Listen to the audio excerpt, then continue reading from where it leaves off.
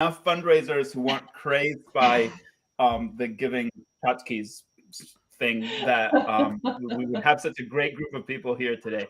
I'm thrilled to be spending some time with some people I really admire: Matthew Busby, Michelle Benson, and Murphy. Mike might make it in a few minutes, but we're just going to learn together a lot about LinkedIn. There are many ways to use LinkedIn. We're going to be sharing resources. LinkedIn can be a career developing tool, a donor development tool, corps and founds development tool, and we're going to touch up on all of those. Just a little bit of a caveat: if you want to connect and go deeper into any of these topics with Matthew, with Michelle, with Anne today, please feel free to connect with them. I'm going to be putting a link with even more resources that they're going to be sharing. You're going to walk away with a lot, but also don't expect this to be kind of like a webinar format, very formal presentation. We'll be answering questions as we go. I'll be interrupting a lot because I'm bad that way, but that's what we're going to do. If you'd care to share your organization and your title and how you currently use LinkedIn, that would be super helpful for us right now. And then I'm just going to get started with a round robin. Matthew, if you'd like to introduce yourself. Thanks so much for being here. Thank you, Louis. Appreciate the opportunity. And this is my first LinkedIn Live, so I'm really excited that I figured out how to get it all started. I'm here with some LinkedIn rock stars, that being Michelle and Anne, and hopefully Mike. And so I love the opportunity to share with everyone and learn as well from everyone. I've been in higher education, particularly Texas community colleges, for the last 15 years. So that's sort of my niche, right? And I've been speaking about using LinkedIn in higher education and for fundraising for about 7 or 8 years. Phenomenal research opportunity.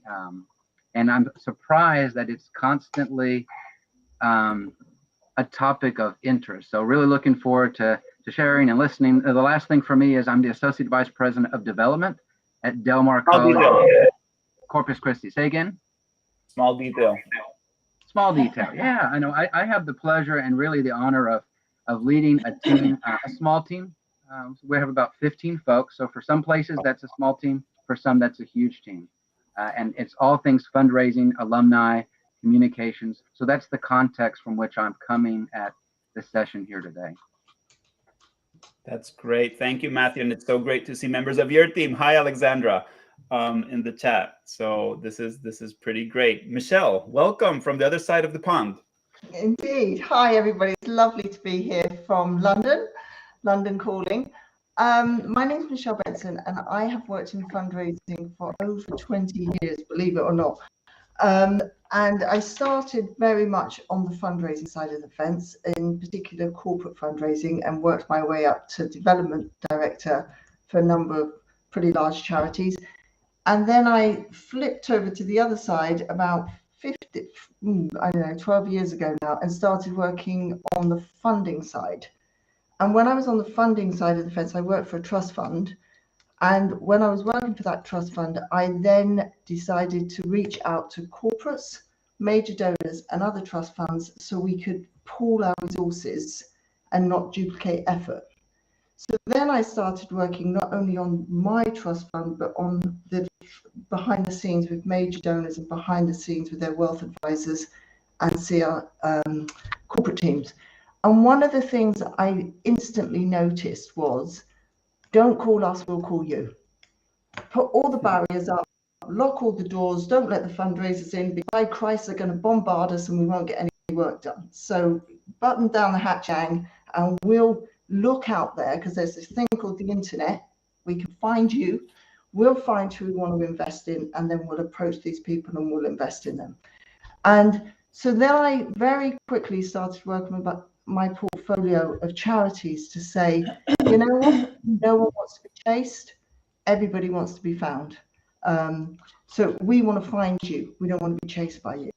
So I started about 5 years ago my own business and a course on how to be found by high value funders. No more chasing. You especially use LinkedIn.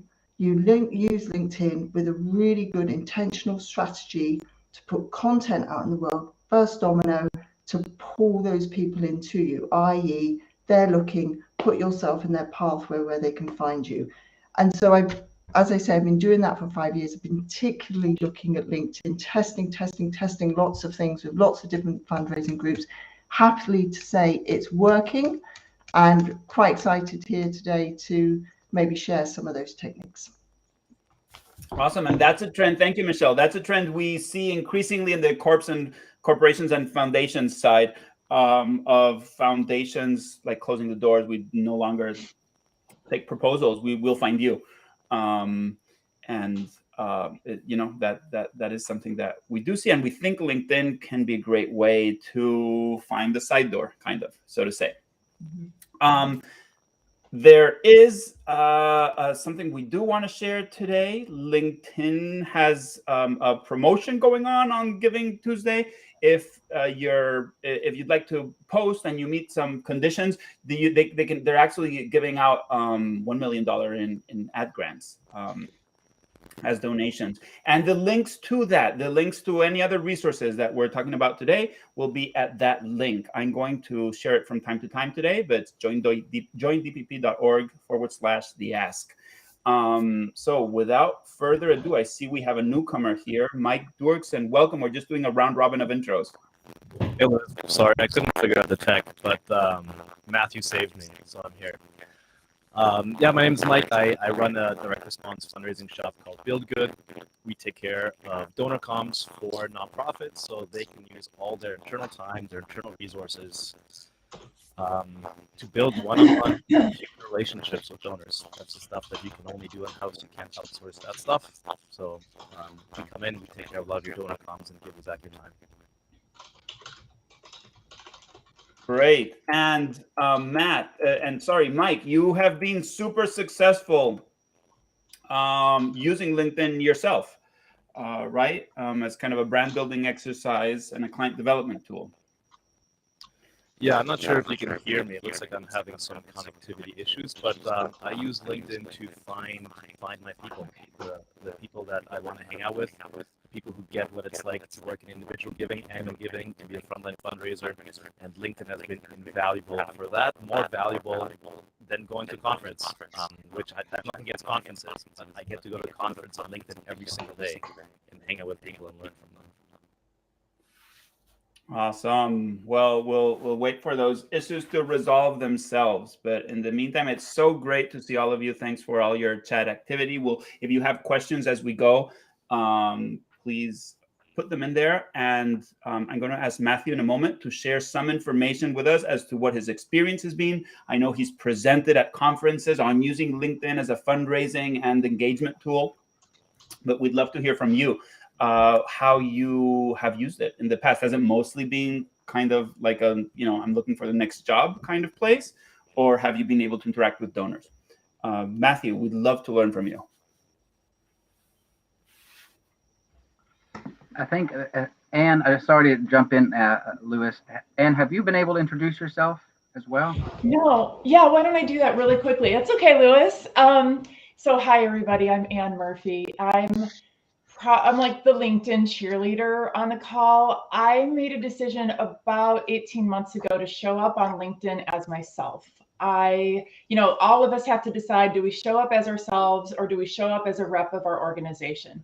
And it's not that they're mutually exclusive, but we do approach it with a different tone, some different content pillars if we're showing up as ourselves versus as a representative of our organization. So that's something to keep in mind. I just concluded 25 years in higher education fundraising and made the leap over into the private sector. My full-time job is supporting all of you. So I work primarily in highly matrixed fundraising organizations, doing training, consulting, helping roll out leaders, and helping development officers stay in constant contact with their donors and potential donors.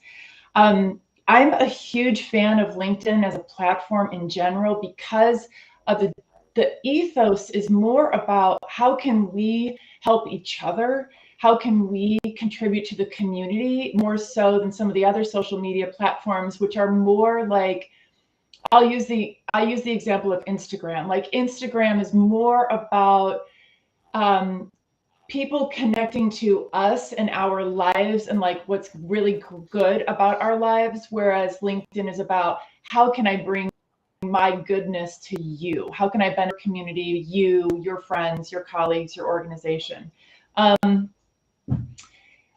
Yeah, I am just, the social impact sector is really quiet right now on LinkedIn. So I'm delighted that we're all here today because it's a fantastic opportunity for all of us to share voices. There's, I think, only 2% or something of LinkedIn actually post content or engage. We were mostly lurkers on LinkedIn.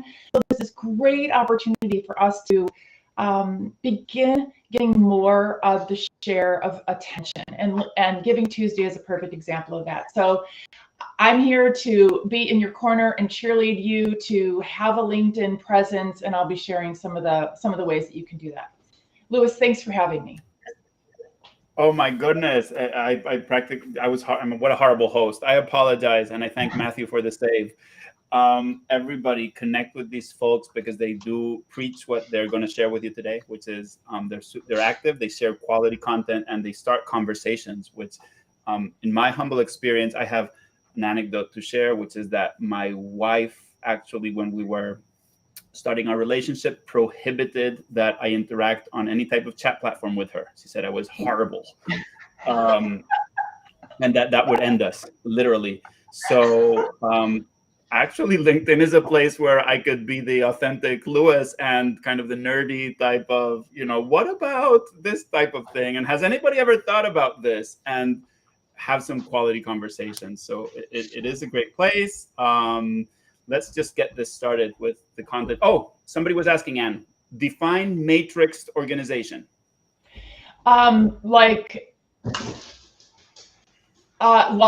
usually a large fundraising organization that's part of a much bigger organization. So a full-blown advancement shop with lots and lots of employees and lots of customers, whether it's like academic partners in higher ed, boards, donor community, general public,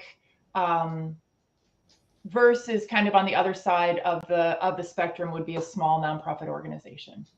Okay, large shops. Okay, large and shops. yes, we may give you the secrets to getting Bill Gates to respond to your DMs. Yes, there's a secret. There's a hack for that, and we're going to share it with you today. So, Matthew, it's all yours.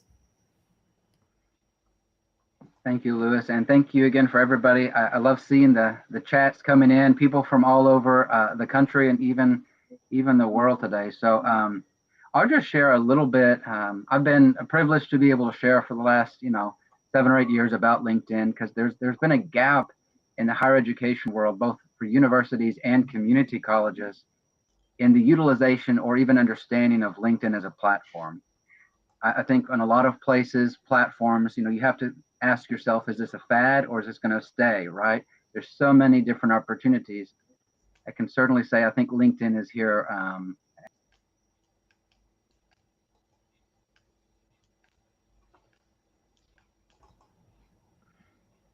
Was it just me who lost Matthew? No, I think Matthew's frozen. Okay, he'll reconnect. So that's how everybody can tell this is 100% live. But Matthew has been using LinkedIn in super interesting ways, and not only that, he's experimenting every day. We just had a chat the other day as to like how to approach certain groups of alumni. So while he comes back, who wants to go next? How about if I just finish what I'm pretty sure Matthew was going to say, and then I'll hand it Perfect. off, which is that LinkedIn is here to stay. It's a super fast growing platform, especially as the algorithms change on other platforms, and with the advent of LinkedIn audio and all the people coming over from like Clubhouse and Green Room. LinkedIn is growing. It's definitely here to stay. And I think one of the things that I wanted to share that make it so sticky now is that it's becoming a place where people are more comfortable sharing their personal stories, and that's what we all connect with. So it used to be kind of, I used to say, like, it just was boring. You know, it was boring and salesy, and like, why would I spend time on LinkedIn? And now my feed is fun and interesting and juicy and full of personal stories that I learn from. So that's, hi, Matthew. I was kind of finishing your sentence because I'm pretty sure where you were going based on your content that I read all the time. Awesome. And I apologize. It seems like we have some, it's technology issues there. So thanks for finishing that. And it's absolutely right. It's a platform that's here to stay. So real quick, I'll just give you some of the top pieces. I think we most likely have people who are LinkedIn pros, who know everything that we're going to talk about plus more. And then you've got people who just open an account and aren't really sure what the purpose is. Hopefully, at least my goal is that everyone on this video call will come away with a doable takeaway that they can apply to the sphere that they're in, right? But real quick, it's always, for me, it's the why. And so for LinkedIn, you have to ask yourself, why? And I think there's 3 whys for me. And the 3 purposes of the platform are, the first being information sharing. It's my daily go-to. It's my fuel up, my gas station, if you will, for constant professional development. All 4 of the folks on the call with me are people I go to daily, weekly, and learn from, and I'm a better professional and person. The second is individual connection, and that's the relationship building, the one-by-one individual relationship building that takes place on the platform, that it facilitates really in an optimal way. And then the third, at least for me, is talent management, recruiting employees, colleagues. And in each of those different categories, I think there are tips and there are utilizations of the platform in various ways. I totally stole this from a fellow nonprofit colleague about 6 years ago. She's the executive director of a local nonprofit, and she's married, and her husband is aware and okay with this. She calls it LinkedIn dating, right? And the concept of that is finding the ideal person and being found by the ideal person, right? When you boil the most complex platforms and ideas down, that's really what it is, right? Being found and then finding, whether it's an individual basis or whether you scale it out to hundreds or thousands. That includes your donors, your prospective donors, your alumni. I come at this from a higher ed standpoint, your employees or potential employees, and then also your board of directors and your volunteer base. I use LinkedIn and I speak on LinkedIn on all of these facets. And there's just absolutely no other equal tool or platform that you could pay for or that you couldn't pay for. It's free than LinkedIn. So I don't want to steal the conversation here, but it really is what I like to tell folks, the world's largest database of affluent persons, from Bill Gates to you and me to everybody else. And affluence doesn't necessarily mean philanthropic. And so it's not just the list or the database of rich people, right? It's the database of almost everybody across the world. So it's a huge powerhouse. The last thing I'll kind of add before passing the mic over is, for higher ed, we're in the constant conversation of engaging our alumni, identifying them, engaging them. And there is no better source, particularly for community colleges, than LinkedIn. It's your automatic alumni list, if you will. It's just, do you know about it, and are you engaging with them in a certain way? So that's fantastic. And Matthew has an entire presentation that he shares frequently, and I'm sure he'll be glad to share it or excerpts of it with you. A question for this group that there's in the chat, and it's wonderful to see how folks are starting to come together to support each other, which is InMail worth it? Is premium worth it? What do you all think? Should I jump in on that? Yes, Michelle. I think premium is worth it if you have a strategy.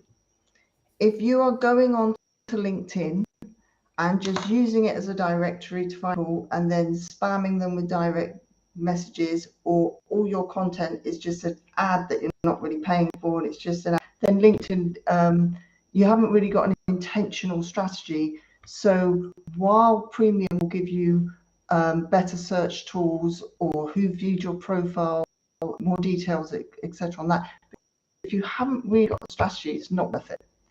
If you do have a strategy and you've said, okay, I'm actually now going to be using LinkedIn incredibly intentionally, what you might want to do is use the free version for at least a month, then take the trial from a free trial for a month, because then at least you've got something to compare it to. If you jump in on the free trial from day one, there's no basis of comparison. So you can't really then say, is this £50 a month here in the UK? I don't know what it is where you guys are, but I'm sure it's approximately the same. So really, if you're going to spend in the UK, equivalent would be about £600 a year. So if you're going to spend that, at least have a basis for comparison before you make that decision. That would be my advice. I'll tag on to that to answer a question that might come up, which is Sales Navigator worth it? And kind of along the lines of what Michelle said, if you have a strategy, it is like 1,000,000% worth it. It's an incredibly powerful search tool. It's practically magical and allows like frontline fundraisers to do a ton of their own prospect research. Like if you need to take things into your own hands to find people who are on LinkedIn, there are some incredibly powerful filters that you can put. And Sales Navigator is attached to LinkedIn. It's a search of all things going on LinkedIn. For those who don't know, I think it might be $100 a month, but your organization will usually pay for it. If not, I mean, that's an investment in your own success that I would personally, maybe the other panelists would have a counter argument, but I have gotten so much out of being able to sort through LinkedIn with Sales Navigator, and you can export data. I mean, it's just a thing of beauty.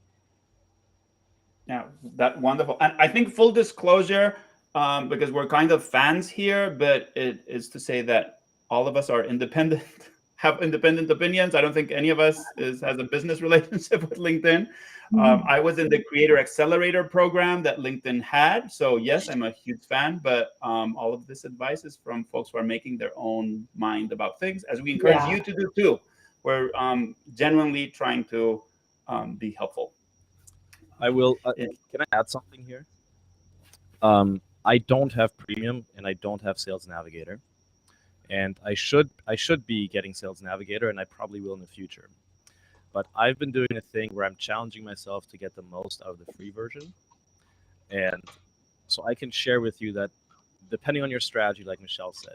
But for example, if you want to connect with other fundraisers, I just did a search for Director of Development in Montana. As far as I know, Montana is one of America's least populated states. I'm from Canada, so don't blame me if I'm wrong. But in Montana alone, there's about a little bit over 4,000 people on LinkedIn who have the title of Director of Development. So on top of that, you can layer on fundraiser, Director of Communications, a Director, whatever you want. But no matter where you live, if you do a search in the free version of LinkedIn, search incredibly powerful in the free version of LinkedIn, you can do a search for your people in your location, and you will find people that you can start connecting with. So that's if you don't have Premium or Sales Navigator. And I just real quick, I'm going to echo Mike. I think it's actually great that we're having this conversation. I do not have Premium as well. I like to present, because a lot of folks I'm sharing with are very small shops, or they incredibly small budgets. And so I want to be able to share on everything you can do for free. But I echo Anne and Michelle. If you have a strategy, and if you're very intentional, and I'd say if you have the time to implement that strategy and utilize the paid functions, I think there's a huge value for that. I've used it at a certain point, but I can do everything I have time I need to do under the free version. And so that's sort of where I'm at. So I think we're going to we have some great divergence of ideas and mindsets. I think everyone can learn from this one. So Good question on that. That's absolutely great. And I think the consensus is that there's tremendous value in being active on this platform at whatever level. I can just say personally, just what I received from, I made a decision about a year and a half ago to try to post every day. And so far, I've mostly stuck to it. And what has come back has been just much more than what I put in my opinion. There's some questions. I'd like to open this because I know this is something that Michelle talks about, and Anne and Matthew and Mike. Strategy. Somebody was asking, should I post about fundraising topics? So should I try to connect with other fundraisers? Should I try to connect with donors and post things about my organization? Should I try to do both? What should I post on my profile versus my organization's profile? All of that, which is kind of a strategic thing, because you do need a strategy here to be, to get the best results. So I'm opening up the floor to whoever has thoughts. I would say be intentional. I would say an algorithm is sniper-like; it doesn't spray. And so I would say for my students, when I work with them, I say, LinkedIn is only one platform. So the reason I like LinkedIn for donors, especially high value donors, is because it's the one platform that comes with job titles. The other thing is, when you're on LinkedIn, you tend to be in the work mindset, as opposed to, I don't know, up for a good fight on Twitter or whatever that is. But also the other thing about LinkedIn, which is brilliant, is most of the time, LinkedIn is done, people's personal profiles are themselves. So if you want to get into touch with the director of CSR at Apple, it's going to be the director of CSR on their personal profile. On their company page, it's going to be their comms team, but it's going to be them with their work head on LinkedIn. So I would often recommend you use LinkedIn for your donors, because it's just on the outside world, in real life, all those doors are closed, and it's really, really hard to get in front of those people. Online, it's designed for you to connect and network. So it's this perfect opportunity, because most people would say, my biggest problem is I've got a pipeline, I've got a list of names. How the hell do I get in front of these people? How do I connect? Well, in LinkedIn, bam, you connect instantly. You don't have to come to an event, we'll wait 6 weeks, we'll follow up in a week's time for a meeting, then we'll wait for another 3. Everything's instant. So that's fantastic. Equally, if you want to connect with other donors, there are other platforms and all those other closed groups. So you could say, for example, there's a closed group on Facebook, which is completely full of fundraisers. Closed groups are going to be more honest. You don't go onto the platform in LinkedIn and go, I'm having a nightmare with my trustees, they just won't open their address books, because it's an open platform. But you do say that in a closed group on a Facebook chat. So you get better quality support from your peers anyway there. And then this one place that says, here are all my donors, here are the instant connectivity, here they are with all their job titles, and it's them and not their comms team. Pretty precious. I would ring fence that, and that's why that would be my recommendation. And Michelle, I call that bypassing the gatekeeper. For your high net worth individuals, your CEOs, your C-suite individuals, if you don't already have the relationship where you can text or email them knowing they will respond, you can use LinkedIn, to send them a message. And I'll give a little piece for, if you can't have InMail, you're the free version, you can send them a customized message when you send a connection request, right? And that can be, hey, Ann, this is Matthew. I discovered your profile, blah, blah, blah, blah, blah, right? I did that yesterday with the CEO of a company who just created a scholarship and made a gift. But one of the folks in her PR team did that. That was our point of contact. And so I sent a connection request to the CEO, and I said, hey, so-and-so, thank you so much for your generosity and your recent donation. And then she accepted the connection request. And in doing, she saw my profile, right, which lended credibility. And then also it opened the door to direct CEO to me communication. And so I supported my development team and my staff. I don't lead that philanthropic relationship. They're not in my portfolio, but I supported my dev officer by that stewardship. And she got the message. And there was no other way for me to get this CEO the message of gratitude. And it took me 10 seconds. So just kind of throwing that into the mix there. And well, there's the added. Oh, sorry, Ann, go ahead. I was just going to add one little thing that kind of takes it to the next level is after somebody accepts your connection request, you can leave them a really quick voice memo. So you just say, there's a little dot on your phone, right? There's a little microphone, and you say, hi, it's Matthew. So delighted to be connected with you. Let's continue the conversation, or let's be in touch. Or I just wanted to say again, thank you so much. And it's one of those things that surprises and delights your new connections. And as you're going through that spectrum of like, you want people to know you, you need them to like you, and you need them to trust you mostly, voice does that faster than any text you can do. So consider, if the person is important enough to you, following up with a little voice memo, because people just love it. And then they write back. That's the thing, is they will write back and say something personal. Like you could ask a question like, let me know what you're up to this holiday season. And they'll be like, drinking craft beer, or you know what I mean? You begin a conversation. So what's amazing about this is that it works. It starts relationships, and is kind of amazing at this. Something that Mike and I have discussed is also the consideration that people want to connect with other leaders at nonprofits, not necessarily with the nonprofit page.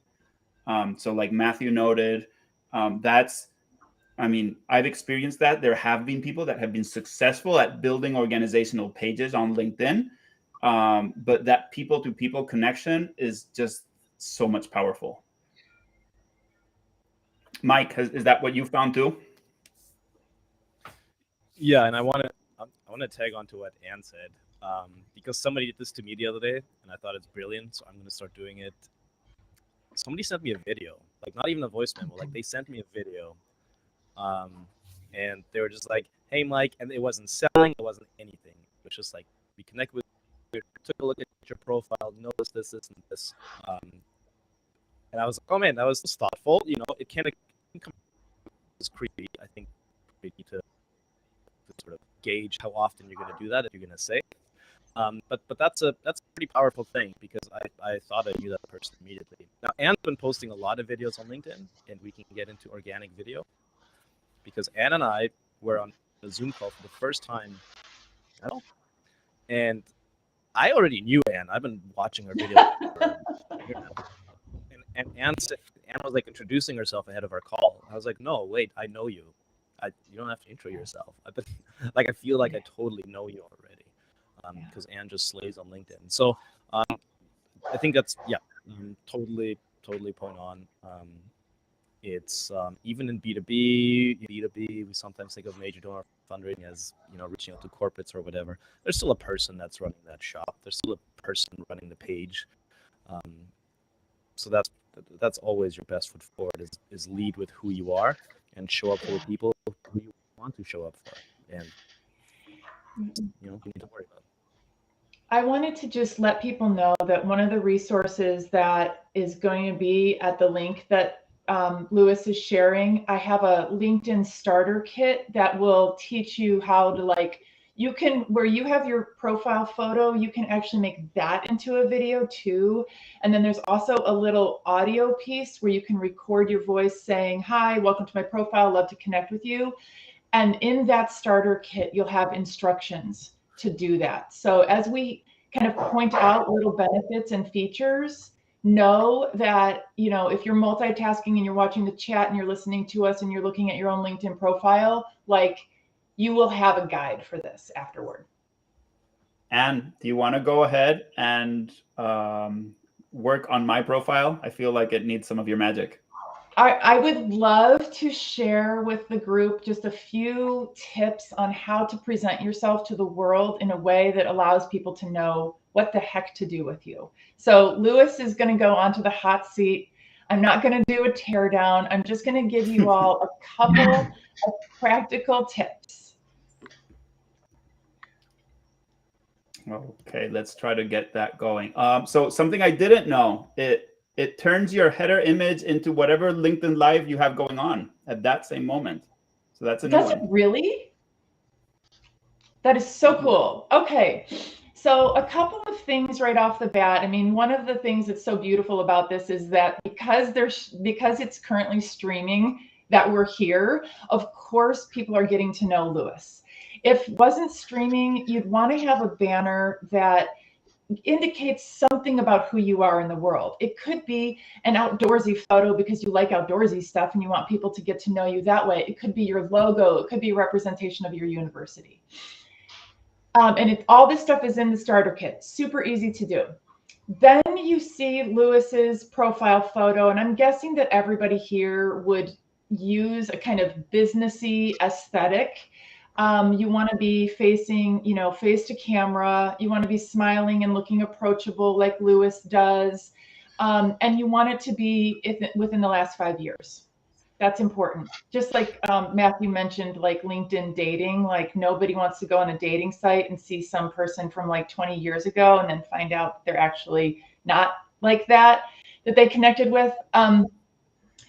Then where Lewis has his title, that used to be searchable. It just stopped being keyword searchable like in the last month with some changes in the algorithm. But what that does is that lets people who are on your profile know like how they can engage with you. So sometimes you're going to put your title there. And in Lewis's case, it's pretty intuitive what that is, although not everybody knows what Alma Base is, right? You could also use the format of I help blank. That's your ideal client or your ideal community. I help blank do blank so they can blank. And that tells people exactly how you can help them. Okay. I help generous souls make smart investments in education. Exactly. So that's perfect. So then if a donor comes to your website or it is like a website essentially. If they come to your LinkedIn, they're like, oh, boom, I'm in the right place because Mike is going to help me make a gift and it's going to be meaningful. Cool. Okay. Scrolling down a bit. Can I just interject just one thing there as well? Please. If let's, for example, you help philanthropists. If you write helping philanthropists too, the minute you write philanthropist in that bit, the algorithm reads that word and it starts recommending people connected with philanthropy. So it actually also adds the recommendations of your connections, which is also helpful. Don't ever write I rate major donors or high net worth individuals, because that's kind of insulting, and also that people, it won't search on that. But again, if you were corporate fundraiser and you wrote CSR teams, it would then start putting the word CSR and putting recommendations for you. So it's really worth putting your target market into your titles, just suggested. Yeah.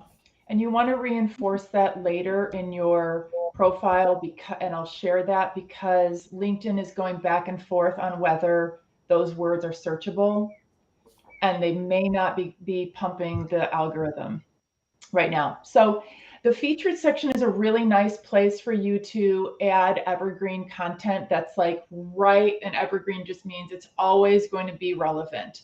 So you can add that so that when people are on your profile, they get a sense of like, okay, this is what Lewis is all about. He's got this donor participation project. He's got this podcast. You can include links. That's a really beautiful place to pour some of your energy into because, like I said, it's right up there at the top. It's evergreen content. All right, scrolling down a little bit more. Lots and lots of activity because Lewis is a LinkedIn genius and posts and gets us all engaged every single day. So scrolling down a little bit more. So this is your activities section. And whenever you're on somebody else's page, you click show all activity. And when you click that, you'll have the option of seeing, you can click posts, you can click comments, you can click documents, so that you can quickly get a sense of the content that they post. So that's a really helpful tool. Going back to Lewis's profile, scroll down a little bit. The about section is really interesting. So your goal is to get somebody to click on the about section, because that's where they're going to learn more about you. So those first few sentences have to be juicy, and like Lewis has used an emoji that helps stop the scroll. You're going to want people to click and learn more about you. So you might write something just kind of like cheeky, like, you know, I went into sales, so I would stop talking to random people in the grocery store. And then they'll click, and then they'll learn. And a couple of the about section that's a little bit different than kind of reiterating your resume. You should never reiterate your resume, but you may feel like putting a narrative in there. But one thing you can do is you can put like, here's what I'm up to right now. Here's what I'm looking for. And here's how to connect with me. And you always want to give humans instructions. So you want that call to action at the end of your about section, or you can even put it, you know, higher up. So the about section is going to inspire people to be in touch with you. I'll just share. Like, go ahead. I would jump just real quick on that. When you look at prioritization of content, right? Those, as you can see in Lewis's, the first 3 lines are the most important of all of the about section, right? It's the things that are going to be dominant. You have to click read more or whatever to actually get down beyond the top 3 lines. So in drafting that, remember that little piece, make the top 3 lines the best you've got, and don't assume that if it's paragraph 7 that someone's going to get there. Yes. So definitely making that either the most important information that you have, that you need to have people know, which then you need to trust that they're actually going to read it, or you make it something juicy and eye-catching and intriguing so that they click the see more, and then we have to assume that people don't read, so you use bullets. A couple more things. Scroll down through the experience. That's all in my starter kit. Education, scroll. Volunteering, scroll. Skills, you can pour a whole bunch of skills in now, which are keyword searchable, so that will help people find you. And right now is where I want to give a huge shout out for doing recommendations, everybody. Please write recommendations for people you admire, people who you've worked with, who've made an impact in your life, people who are dear friends who you want to boost them up. Recommendations is what tells the world this is a real human being. They are cool. They are fun to interact with. They bring something special. And every time you do a recommendation, you also can ask that person to give you a recommendation. And this just builds your social proof. This is really important when you're working with donors, right? Like, they're going to want to know, who is this person who's coming to show up at my house? So highly encourage, like, when you get off this call or later on today, think of 3 people who you would like to write a recommendation for. You can ask them, what would you like me to put in my recommendation based on how I know you or where I know you from? And you can do the same thing for them. So I will close on the profile overview with just a big vote of confidence in the power of doing recommendations. And we're really slow to do that in the nonprofit sector. So let's lift each other up. Can I just okay, add on? So today, sorry, pick somebody in the chat and write a recommendation for them. That's the challenge for Giving Tuesday. Give a recommendation. Sorry, Matthew. No, that's good. And I would just tag along and drop in just a piece to that, right? One of my top recommendations to folks when they're using LinkedIn, whether they're a powerhouse user or they're just joining, right? We're real people. Is person to person, and then you can figure out how to scale it. So this is 2 parts. When you request recommendations, and certainly do that, always personalize it. Don't just click request recommendation from Mike and then hit send. Say, and modify it. He knows that you just did the canned language. Say, hey, Mike, great to see you on the call today. Right? Would you please? And then make it personal. I would extend that. And I saw some chat conversations about when you connect with people. There's 2 parts to connections. and there's 2 different philosophies: accept all, send all. So you have 1 million, right? Then there's the closed circles, right? I go between the 2. My network is absolutely important, and I am here to help anyone however I can in an authentic way. both anyone on this call and any of my donors, that sort of thing. Because of that, it is really important that I make sure my network is authentic and genuine. So every time I see the connect, I just want to say something. Yeah, no, that's not an authentic connection. So what I do is every connection request, in my opinion, should be personalized. It must be. Hey, Ann, I discovered your profile. I saw this amazing article you wrote, and oh my God, I would love to connect with you. It makes it, keep it short. And I do a last, please reach out if ever I can be a help to you or your connections. Matthew, right? When you read that, when you get that, you know this was from me to you. When I get a connection request, I always vet it, and I vet it in the exact same way. I copy paste it. I always use your name. Hey, Ann, thank you for the connection request. Just as a matter of habit, I'd love to know how you discovered my profile or the reason for your request. Looking forward to hearing from you and connecting. Matthew. One person responded angrily, almost cussing me out and blocking me because of that message. I don't want that person in my network. And then it leads to a back and forth conversation to where you can help me and I can help you. We understand what the connection is about, even if it's for a sales connection.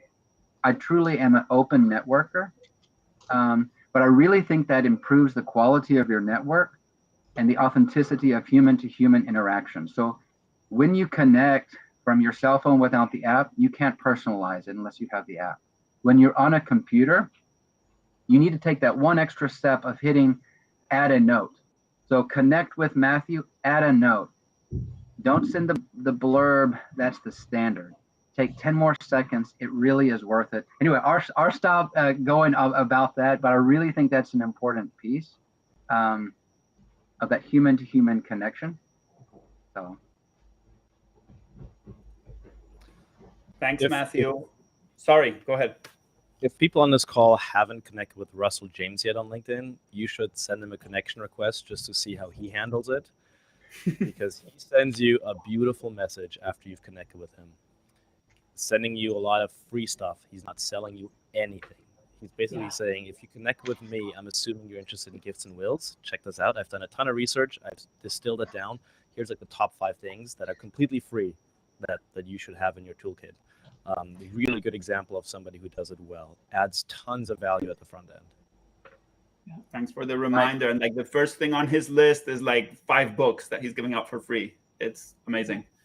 Russell is an amazing. So real quick, I see a question. I know we can't answer each one, but yes, Tony Snyder, you're correct. When someone connects with me and they don't personalize the message, I always respond back, which you can respond for free. This is free version edition, right? So yeah, you can respond back and say, hey, Mike, thank you for the connection. And then I can ask why, right? And what it does is if no one responds and they can't respond on that initial part, they will never respond to anything else of meaning. So I do, after like a month or two, ignore that connection request. But I do always message back and forth. And by the way, I totally echo Mike. You must connect. If you're a fundraiser, you must connect with Russell James. You will be shocked and amazed at those resources. I want to offer. Oh, go ahead. Go ahead. So I just want to. I'm going to put a bit of a spanner in the works here, because actually, I did a lot of work with CRS company teams, CRS teams, and I actually asked them about this, about messaging, not messaging, and people who are on the receiving end of a lot of charity requests, when they get a message on LinkedIn, are more likely to ignore it than if they don't get a message. And unfortunately, there's this horrible practice that is coming about where somebody sends a message saying, I'd really love to connect with you or put you into my network. A lot of those messages are cut and paste, so you can immediately see it's a cut and paste job. I know that's not what you guys were just talking about, personalizing it properly, but a lot of people do cut and paste saying, I'm on LinkedIn, I'd like to build up my network and I'd like you to my network, or something of that ilk. So immediately you know it's a cut and paste job. And then this is the worst thing. You accept that invitation, they immediately chew. And so what we've done is we've trained those kind of really the people on the receiving end of lots of people that are highly sought after by fundraisers we've trained them to ignore our messages. So I would actually say, if your audience is somebody that is a trust fund, a major donor, a wealth advisor, or someone that's going to be on the receiving end of lots of charity requests, you might test it. You might want to just go, right, I've got a list of 20, 10 of them I'm going to send a message to, and 10 of them I'm just going to send the invitation with no message, and actually fill your own market. Because the research I did and the people that I spoke to were actually the opposite. And the other thing they said was, I get pitched backwards. And the other thing is, if I get just a request, I can go, yes, yes, yes, yes, yes. If somebody sends me a message, I feel like I need to message them back, and I'm really, really busy. So what I'll do is go, oh, damn, I've got to go, yes, yes, yes. Oh, that one I've got to send a message back. I'll do it later. And guess what? They forget all about it. They don't get round to it. So actually, and if they're connected to you, you're then going to see everything they comment on, everything they like, that's going to go into your news feed. And so it's not just the connection, it's the connection that creates your news feed, that creates more connections of that group of people. So I would say highly sought after people, totally test it. It's not necessarily as black and white as that. Michelle, you just reminded me of the promised Gates Foundation hack to get them to answer, which is, I'm going to share it with everyone today, which is that a way to fine tune who you send out connections with, if you're sharing content out regularly, which we invite everybody to do. As Anne Murphy was sharing, it's a small percentage. There's knowledge trapped inside your brain that the world needs to know, and we're here to support you. So please start sharing. Once you do that, you'll see that there are people who are liking and reacting to your posts. And you should absolutely start with trying to build deeper connections with those people. Yeah. So the hack for the Gates Foundation is put out content that people in the Gates Foundation are going to like and react to, and then connect with them. And if you can do that, you're well on your way. I want to add another perspective on the connection request, because first of all, I don't want anyone to leave this call feeling nervous about making connection requests, because that's the beauty of LinkedIn. So I take the other perspective, which is I often send connection requests without a message, because I want that person to decide if they want to connect with me. So if they're going to take a second, they can go to my profile, they can decide. If they don't want to connect with me, that's so fine. Like, that's so copacetic, because we're not a match made in heaven. I would say that, like, Matthew, I get your approach completely, and that's probably on the highest end of expectations of how somebody would make a connection request. Whereas mine is probably on the lowest expectations. I don't expect anybody to write me a note, because I know they're busy, and I don't want to have to reply back with a note. I just want to go to their profile, see that they're legit, can make the connection request. And I know that the algorithm, once you do a connection request, your content and their content, they're going to boost it so that we get to know each other a little bit. So my stuff will show up in your feed right after you connect with me, and your stuff will show up in my feed. So I just want to give that other perspective of, like, don't feel nervous that your connection request isn't good enough. And if you're at all nervous, just hit connect and see what happens, right? If you irritate somebody, they're not your ideal person. And can I also add to that as well? I think I completely agree with Anne. You should think of your profile as your invitation. Yeah. So you're going to go connect. They're going to go view yes, no, or view profile. Most people are going to do a view profile. Boom! It's now your invitation, right? That whole thing you've written in there, that's the invite. So I would think of it like that. And the other thing I would add is, if you think of your offline world and you've got a list of prospects you want to connect to offline, you've now got to sit there and think of an excuse to go, how do I connect with these people? Do I have an event? Can I get someone to introduce me? Can I just, whatever I'm going to do, excuse, right? When you come into LinkedIn, you could just connect with them. No excuse required.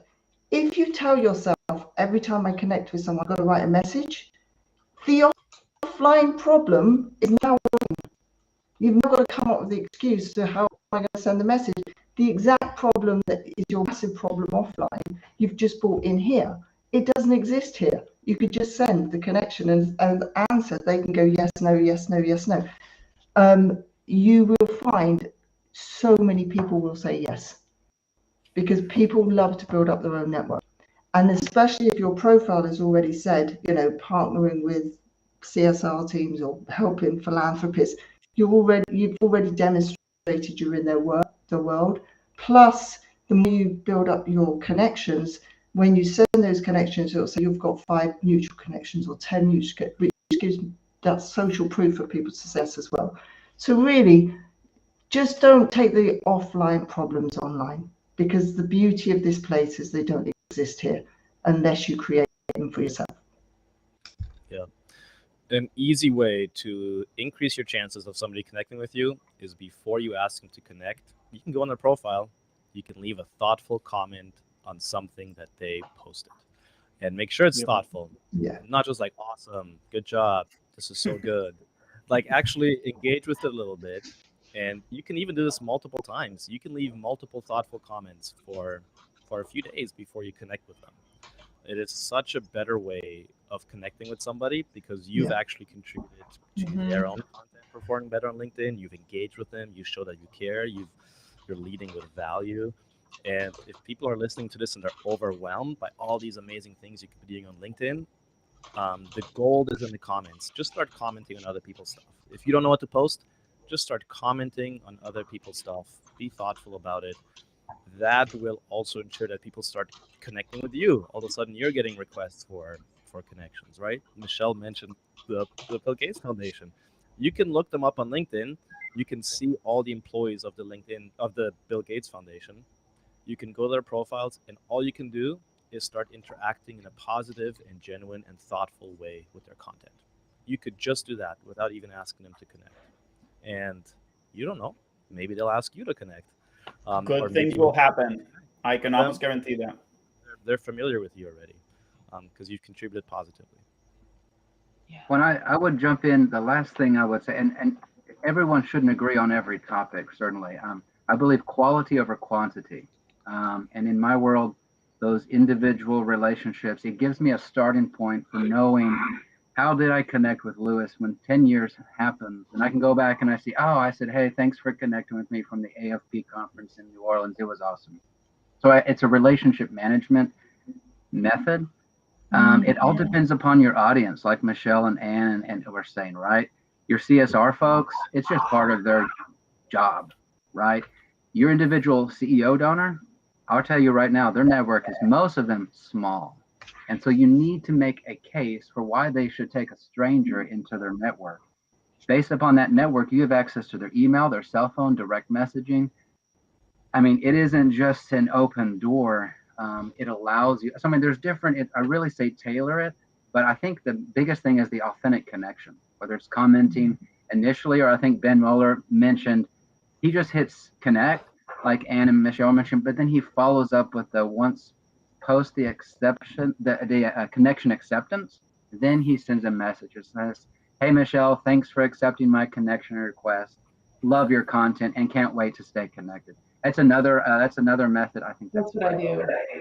Okay, everybody, I started out being super rude. I'll end being super rude, cutting all of this great information off. I hope we gave you a sense of the potential here, and at least with some particular tips. If you want to connect with Michelle Benson, especially around CSR, corporations and foundations, of a fundraising through LinkedIn, and Murphy, major gifts fundraising, everything video creation, career development, mindset, ton of things. Mike Duerson, if you're working as if you want to position yourself as a nonprofit leader, if you have questions about direct response or anything else in the world, and Matthew Busby, if you want to speak with a practitioner who's doing this right now, engaging alums, speaking with major gift donors, and somebody who just mentions, well, I connected with a CEO yesterday.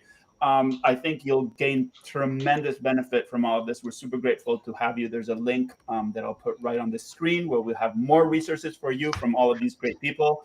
Thanks so much. Have a great afternoon. Happy Giving Tuesday. Thank you, folks.